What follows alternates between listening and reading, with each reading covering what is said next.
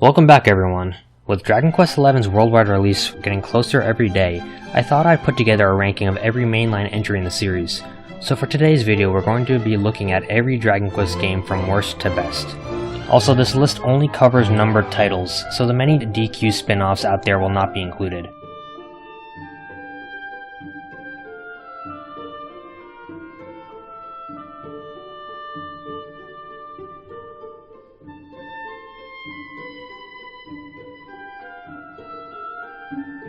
The first Dragon Quest is also interestingly the worst Dragon Quest. Don't get me wrong, I actually do like the game quite a bit and its innovation cannot be understated. DQ1 is the first Japanese role-playing game, merging together elements of Western and Eastern game design philosophies to produce a title like no one has ever seen before. The game incorporates an open-world design and forces players to piece together clues to eventually work your way to the end boss.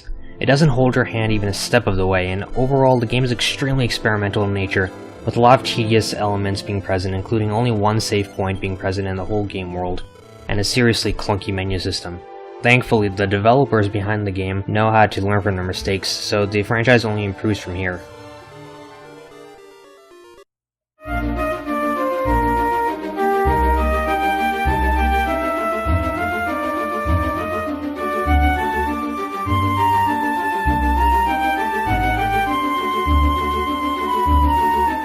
The next game is probably the strangest entry on the list for a number of reasons.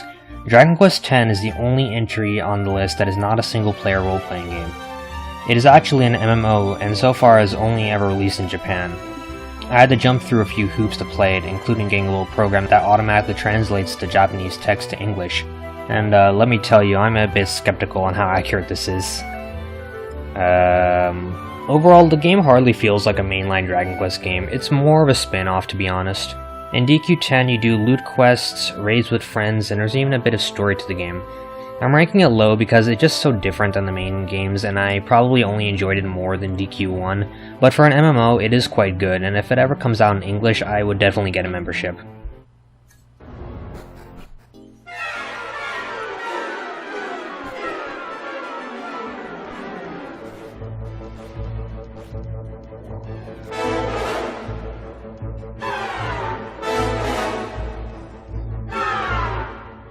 Dragon Quest VI. It's a game that took forever to make its way to the West. Originally a Super Famicom game, it got its English Nintendo DS remake over 15 years later, improving the game in many ways. The game sees a hero who has to travel between alternate realities, meeting new party members to eventually face off against the evil Murda. It is quite a good game, but overall out of the DS Dragon Quest games, I'd say it's the worst of the bunch and widely considered a black sheep among the fanbase. There's just nothing overly remarkable about it. The story is just decent, the party members actually feel a little bit flat with less companion dialogue than DQ5, and it just does not shine as brightly as 4, 5, and 9 do, which is why I'm ranking it a bit lower.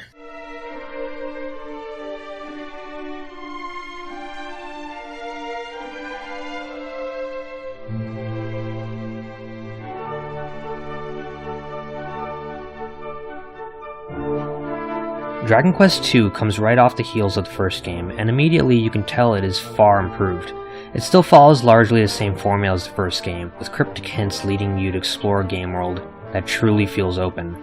The world is huge, fun to explore in any direction you want, and so many elements from the first game have been fixed, including multiple save points being added, a more content-filled world with more variety in equipment, and multiple party members. The game is overall a great sequel that really paves the way for the series in the future.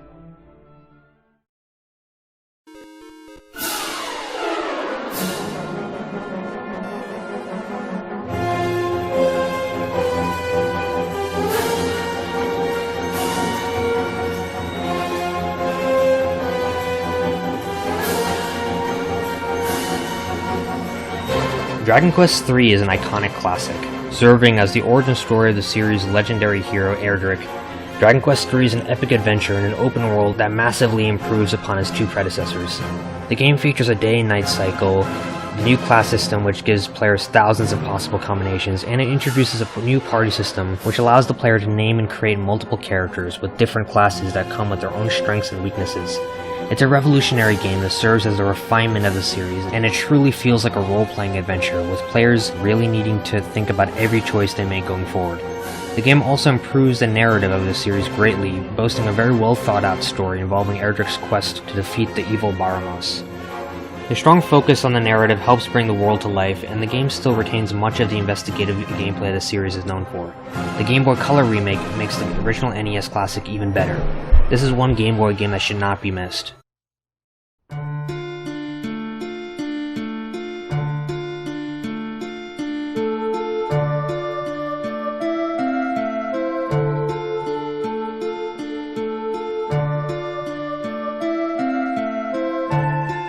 Dragon Quest IX.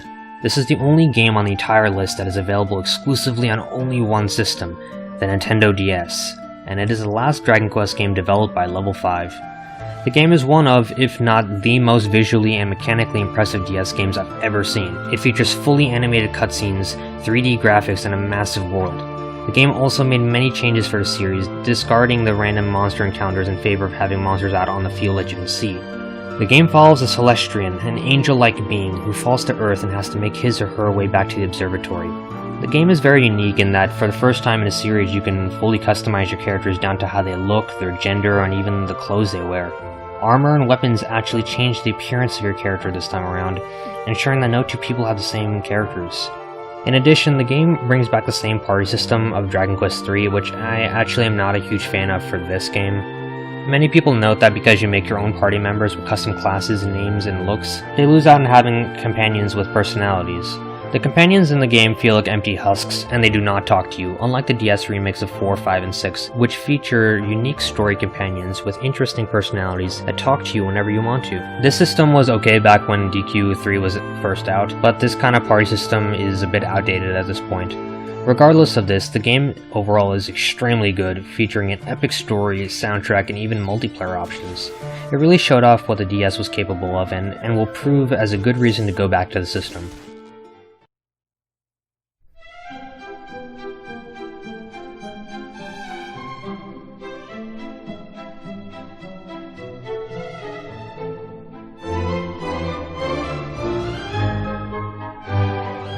Dragon Quest IV: Chapters of the Chosen.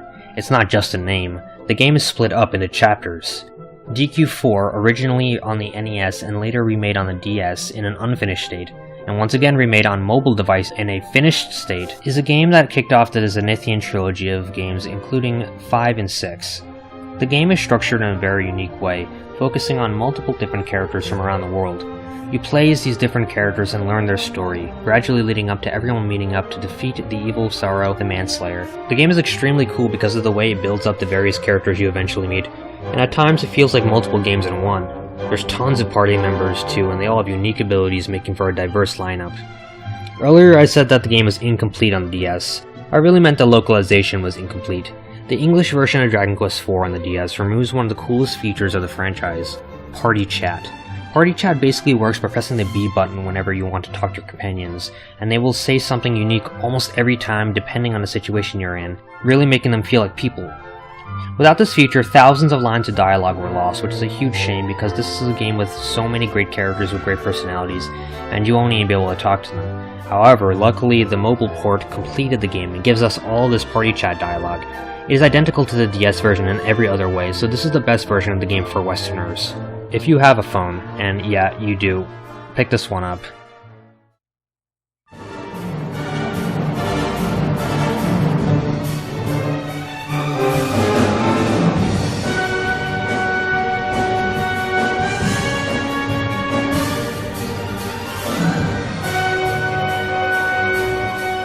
This is the one everyone knows about, Dragon Quest VIII: Journey of the Cursed King for the PlayStation 2.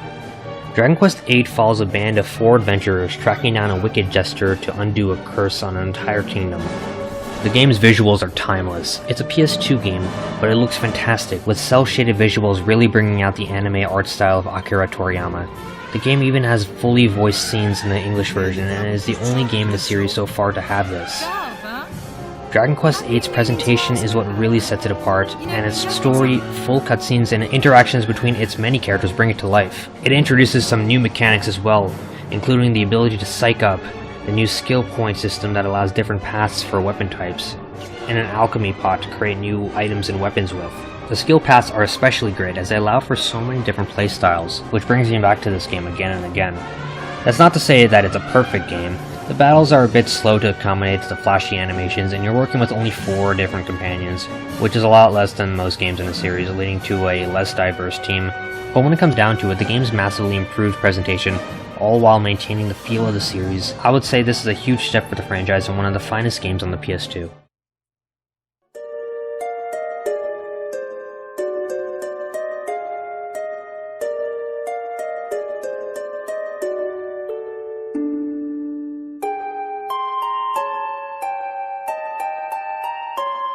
Imagine a game that takes over 100 hours to beat, with thousands of lines of dialogue and tons of story to get through. That's what Dragon Quest VII is. Originally released on the first PlayStation and nicely remade on the 3DS, Dragon Quest VII represents a huge turning point for the series. The game stars a trio of kids who travel back in time to restore forgotten parts of the world. It's a super mysterious game and is very notorious for a 2-hour-long intro section in which you complete very challenging puzzles reminiscent of the game Myst, and along the journey you meet more characters than you can remember.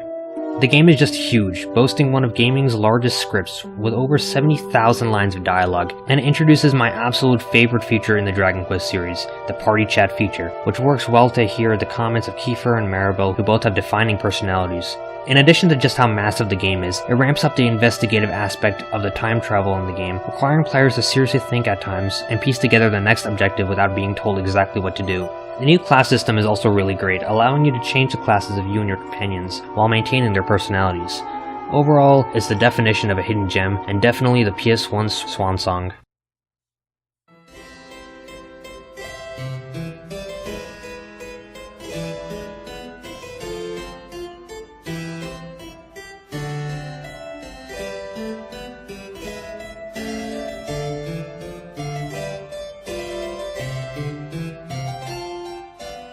Dragon Quest V is the best game in the entire franchise. It's a title that takes everything good about Dragon Quest and puts it into one package. The game is about family, friendship, and good versus evil. The story follows one hero's transition from childhood to adulthood, where he journeys to save his mother from the clutches of the underworld. It's an epic, emotional tale with extremely well-written characters and a living, breathing world that is constantly changing around you as the years go by in the game. It also introduces many new aspects to the series, including the ability to recruit monsters you've fought into your already bustling party. That includes a wife that you choose yourself, as well as many friends that you meet across the journey. The characters in Dragon Quest V are so well written that you can feel a bond between them and the protagonist, and the party chat feature in this title is the most robust so far, with your party members having something to say after almost any situation or talking to any NPC you meet. There is so much attention to detail put into Dragon Quest V, it's ridiculous, and it ends up being the most enjoyable entry in the series to me. With every feature one could want, an extremely diverse group of multiple interesting party members, and an epic story where you find new locations on your journey to defeat the franchise's most evil villain yet. Dragon Quest V is not just the best game in the franchise, it very well may be the best RPG ever and is a must-play for fans of the genre. I hope you guys enjoyed the video.